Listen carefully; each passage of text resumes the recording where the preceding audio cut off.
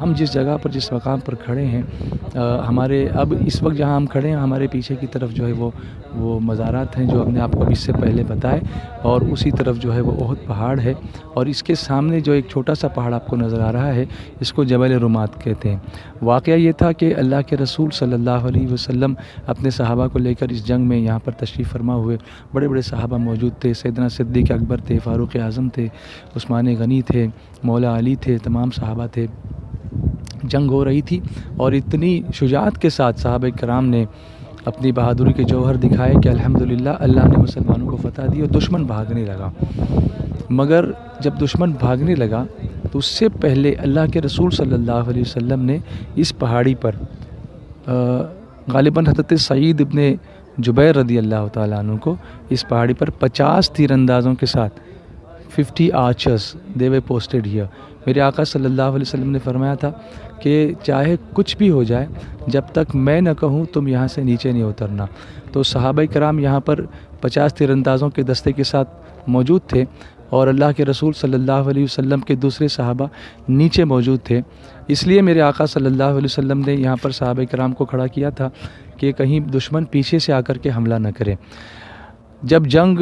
مسلمان جیت گئے، دوسرے صحابہ کرام مال غنیمت جمع کرنے لگے، تو اوپر جو صحابہ کھڑے تھے ان کو یہ گمان ہوا کہ اب تو جنگ ختم ہو گئی ہے اور اب ہمارے نیچے جانے میں کوئی حرج نہیں، لیکن ان کے جو سردار تھے انہوں نے منع کیا کہ ایسا نہیں کرنا چاہیے، جب تک سرکار صلی اللہ علیہ وسلم نہیں فرمائے ہم کو نیچے نہیں اترنا چاہیے۔ لیکن کچھ صحابہ نیچے اتر گئے۔ حضرت سیدنا خالد بن ولید رضی اللہ تعالیٰ عنہ جو سپہ سالار اعظم ہیں اسلام کے، اس وقت تک مسلمان نہیں ہوئے تھے، وہ دشمن کی فوج میں تھے اور اس پہاڑ کے پیچھے چھپے ہوئے تھے۔ انہوں نے دیکھا کہ مسلمان جب مال غنیمت جمع کر رہے ہیں اور جنگ تقریباً ختم ہونے کے مرحلے پر ہے، تو انہوں نے موقع غنیمت جان کر یہاں سے پیچھے سے آ کر کے حملہ کیا، جس میں کچھ سرکار علیہ الصلوۃ والتسلیم کے صحابہ یہاں بھی شہید ہوئے۔ اور پھر پیچھے سے حملہ کرنے کی وجہ سے مسلمانوں کی صف میں افراتفری مچ گئی اور مسلمان ادھر ادھر جانے لگے۔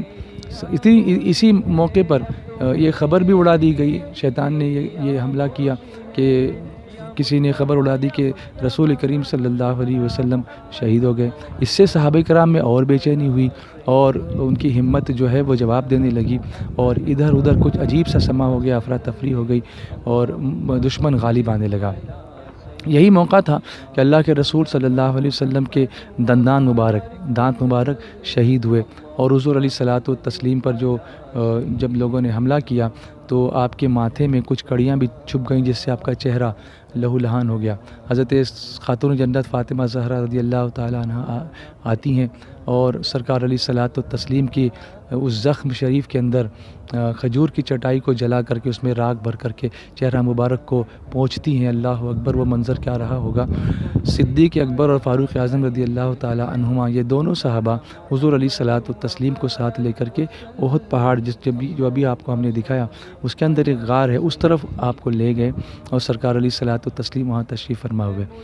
جب شہادت کی خبر ہوئی تو صحابہ جب ادھر ادھر دوڑنے لگے تو سیدنا فاروق اعظم رضی اللہ تعالیٰ عنہ نے ان سے پوچھا کہ تم یہاں سے ادھر بھاگ کیوں رہے ہو؟ تو انہوں نے کہا کہ آپ کو نہیں پتہ کہ رسول کریم صلی اللہ علیہ وسلم شہید ہو گئے، اب ہم لڑ کے کیا کریں گے؟ تو فاروق اعظم نے جوش اور جذبہ دلاتے ہوئے کہا کہ یہ کیا سوچتے ہو کہ لڑ کے کیا کریں گے؟ یہ کہو کہ اب اگر حضور نہیں رہے تو اب جی کے کیا کریں گے؟ اگر حضور نہیں رہے تو ہم بھی مریں گے اور اللہ کی راہ میں شہادت حاصل کریں گے۔ اس جملے نے مسلمانوں کے اندر پھر سے ہمت بھری اور مسلمان اٹھ کر کے کھڑے ہوئے اور دوبارہ مجتمع ہوئے، اور اللہ کے رسول صلی اللہ علیہ وسلم احد پہاڑ کے دامن میں ایک جگہ ہے، ایک تو جگہ وہ تھی جہاں دندان مبارک شہید ہوئے، جہاں قبہ پہلے بنا ہوا تھا جس کو قبۃ الثنایا کہتے ہیں، ثنایا دانتوں کو کہتے ہیں، اور وہ قبہ وہاں بنا ہوا تھا اس نشانی کے موقع کے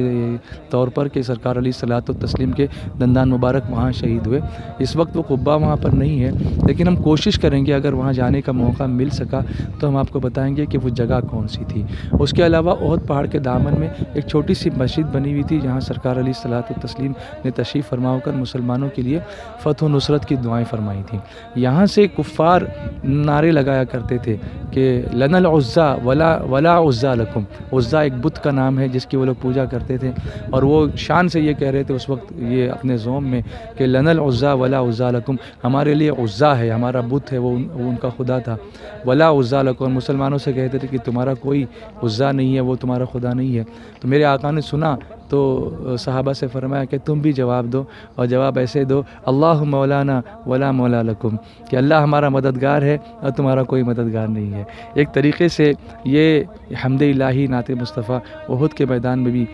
پڑھی گئی، اور ایک جذبہ دیا گیا کہ جب جذبے کمزور پڑتے ہوں تو ایسے اشعار پڑھے جائیں جیسے جس سے عشق رسول میں اضافہ ہوتا ہو، جوش محبت رسول بڑھتا ہو، اور ہمیں ایمان کی راہ میں ڈٹ کر کھڑے ہونے کا حوصلہ ملتا ہو۔ اسی لیے اعلیٰ حضرت امام اہل سنت سے پوچھا گیا تھا کہ دل میں جو عشق رسول صلی اللہ علیہ وسلم کی شمع جلتی ہے، کبھی تھوڑی سی وہ سرد پڑنے لگے تو کیا کریں؟ تو امام اہل سنت نے فرمایا کہ کسی اچھے نعت خواں کو بلا کر میرے آقا کی نعت کی محفل سجا لو اور نعتیں سنو، اللہ تمہارے ایمان کو اور تازہ کر دے گا۔